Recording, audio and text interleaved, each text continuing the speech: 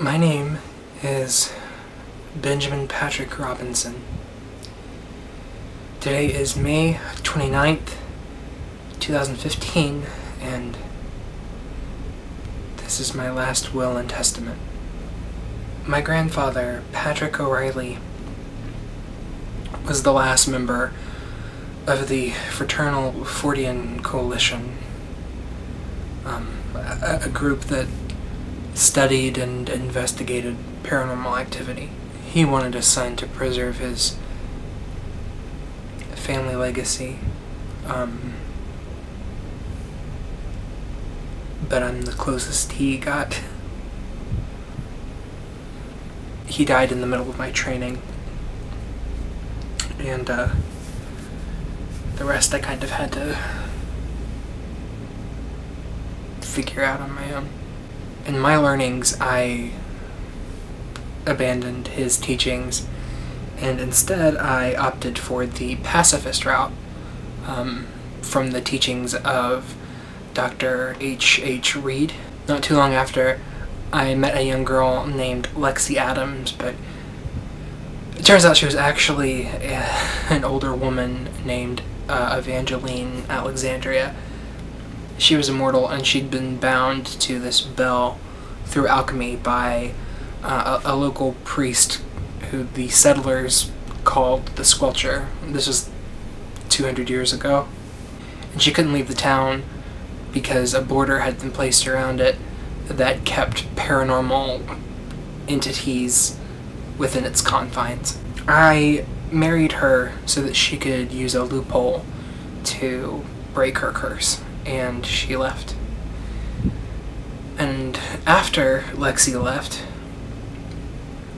I met a mailman named Harrison, and he and I began a romantic relationship.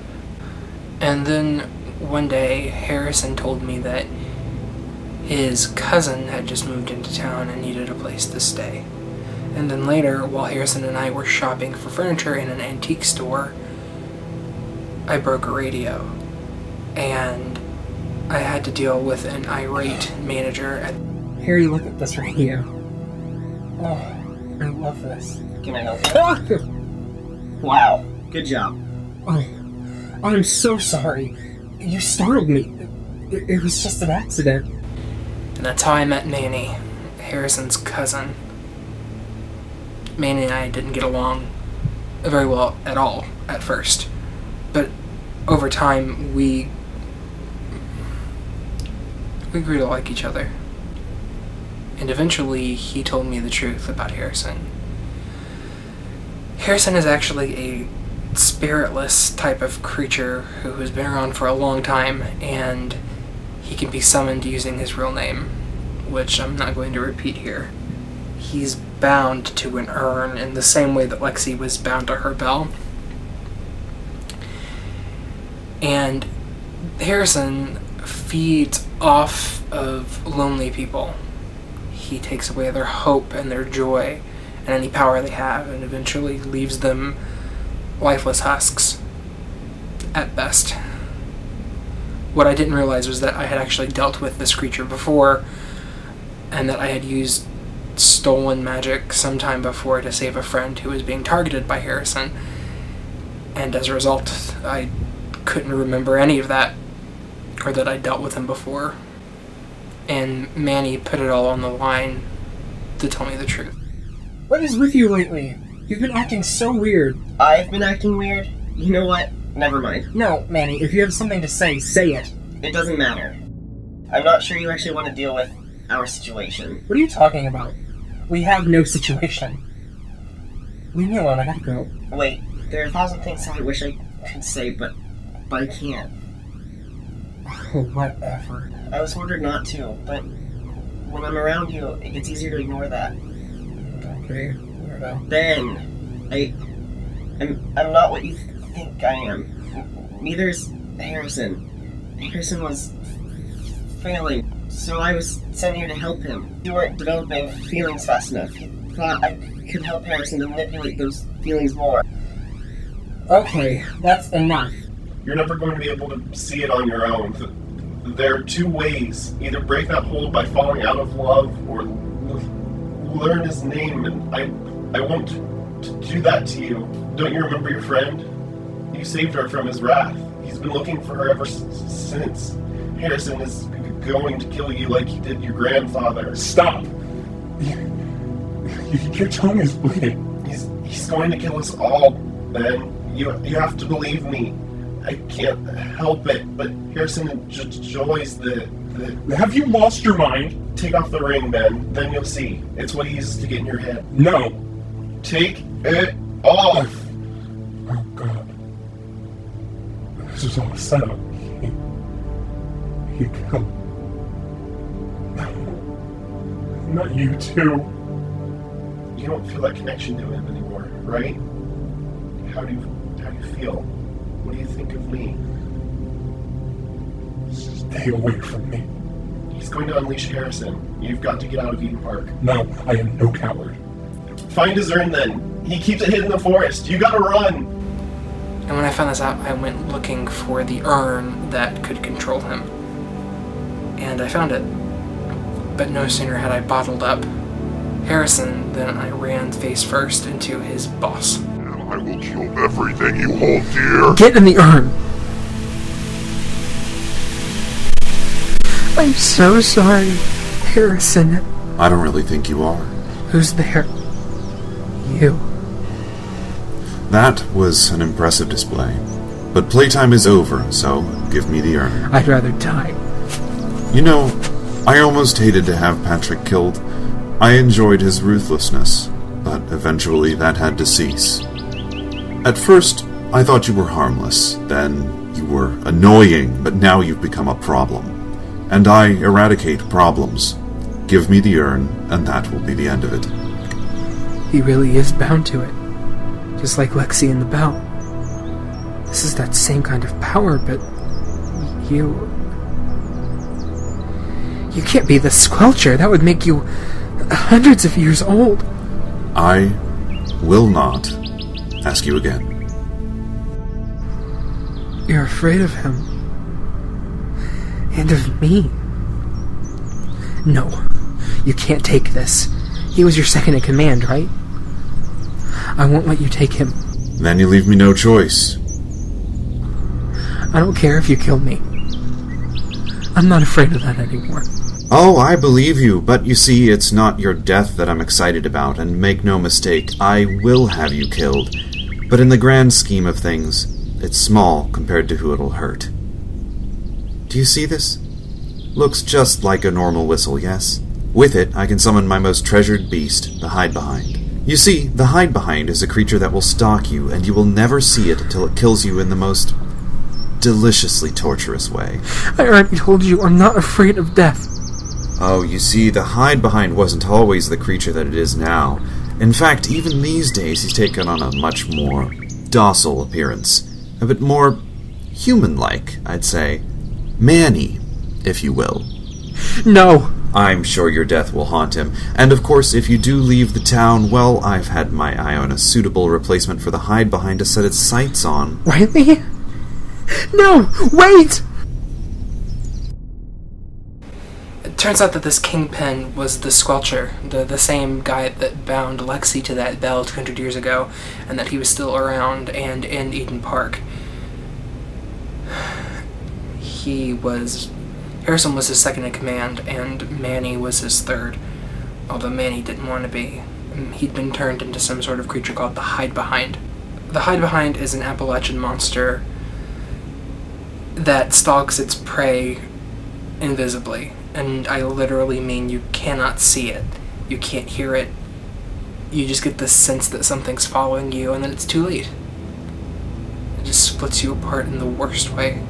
I refused to give the Squelcher back the urn that had Harrison in it, so he threatened to use Manny against my family. I tried everything I could think of to figure out a way to stop a Hide-Behind, but there's not a lot of literature on the subject. And then I found a clue. I kind of found a clue. There's some old Irish mythology on werewolves that said that a werewolf can be turned back into a human if someone who loves them returns an article of their clothing to them and says their real name. And since werewolves and hide-behinds are biologically similar, it was the only lead I had. So I went looking for Manny, knowing that I wasn't completely sure what his real name was. But I also knew that I had to try, because if I didn't, I ran through the forest and he was behind me. I knew that it was him or me. How could this be? Why couldn't I save him? Why did I even bother starting this if I couldn't save the ones I loved? I couldn't see him, but I knew he was there. I guess that was the point. The scarf that I had knitted for him for Christmas was in my hand. I knew that he was just a tree away. I pulled the scarf like a noose around his neck. I wasn't sure of his identity, but I had a feeling deep down. So I hoped against hope that it would work. And so I said his name. Henry Heyman Reed.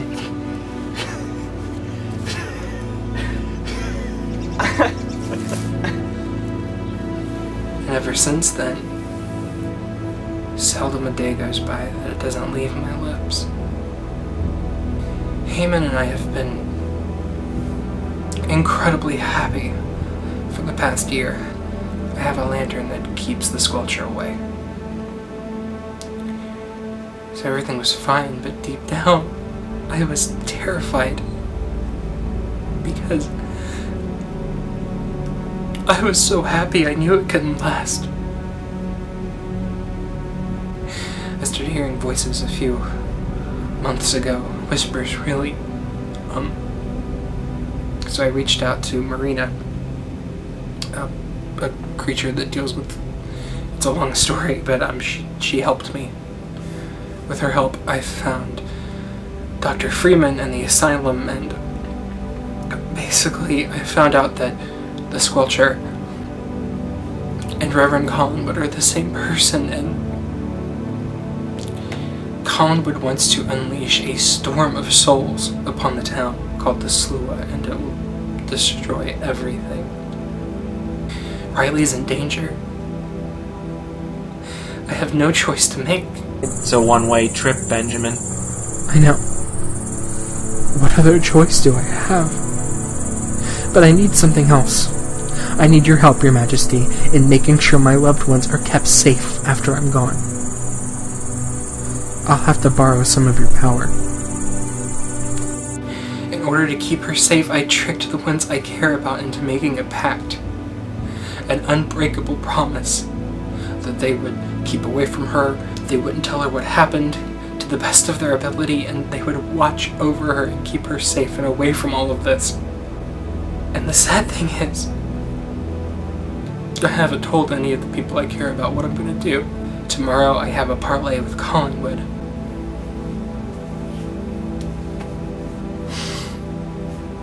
And that's when I'll end it.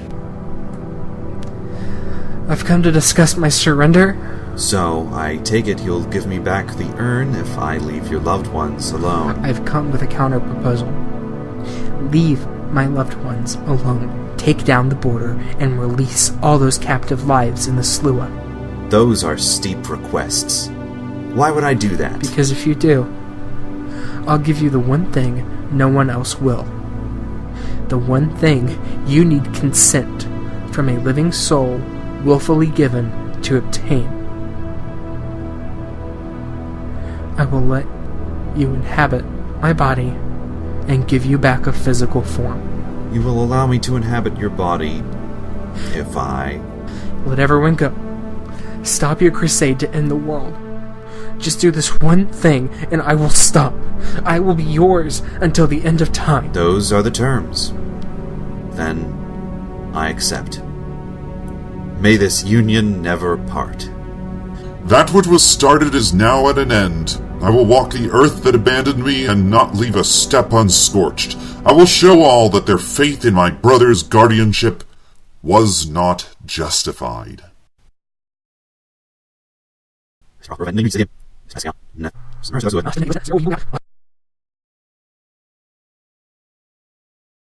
Yeah. But it'll have to happen now. We can't waste a second. I don't understand. I'll offer to be his host. He could take over my body if he swears to bring down the border and release the souls. He will lie. He will break any oath he makes to you. He can't be allowed to re-inhabit a body. All of his powers in a human host will make him unstoppable. That's where your help comes in. With yours and Bonyfiddle's blessing, I need a fruit from one of your trees. Child, our food is cursed to humans, and the squelcher is the reason why in the first place.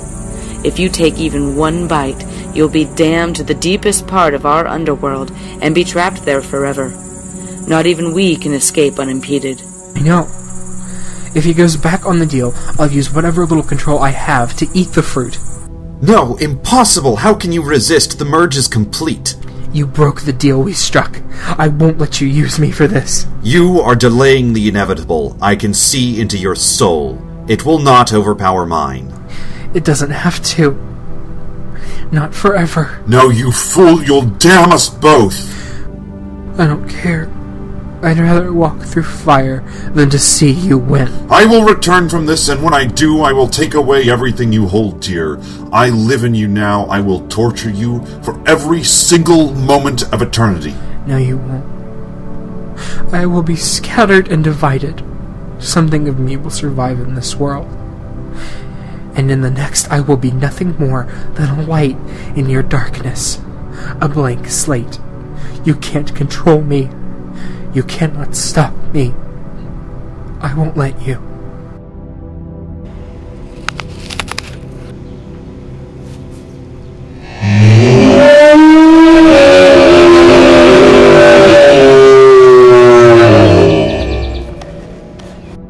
When my sister Riley was born, our mom got really sick. She was in the hospital for weeks, and Riley was just a little baby, and they sent her home. And she could not sleep the night right through. And our dad was awful. I would go into her room at night and I would watch her sleep, and she would wake up screaming. She would throw her little hands outside the bars and just grab onto anything. I would hold her hand, and I would think, what are we gonna do?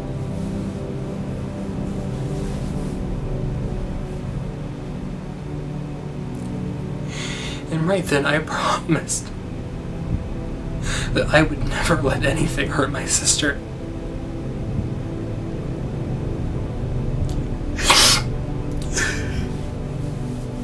This will work. It has to. What do you need? From you, I'll need a changeling. All of the changelings have died. Fine, they can still transform into me. I need one to look like my dead body, so that my family doesn't know what happened to me. What happens if banishing my brother isn't enough to sever his connection to this world and release the souls? Then we close the door to the She underworld. That's unconventional. That's not something that can be done by a She. You'd need a human to seal it. We only hold the key. I know. That's why I need your help. If the time should come, please give my successor the key to the underworld. Only if it's needed. It's a one-way trip, Benjamin. I know. What other choice do I have? Everything I do for the people I love. I will trick Collinwood into possessing my body, and I'll eat the fruit and be trapped in limbo, and my successor will seal the gate between the worlds. This will work, but Manny, I'm so sorry. Please understand.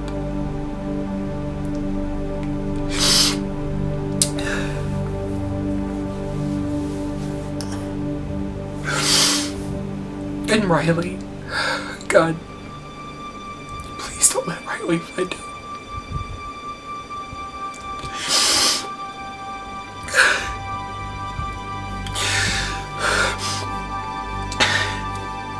I love you all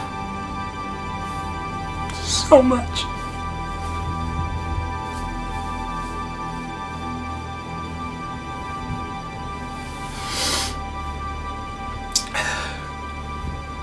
Take care of Shadow. I'm always with you.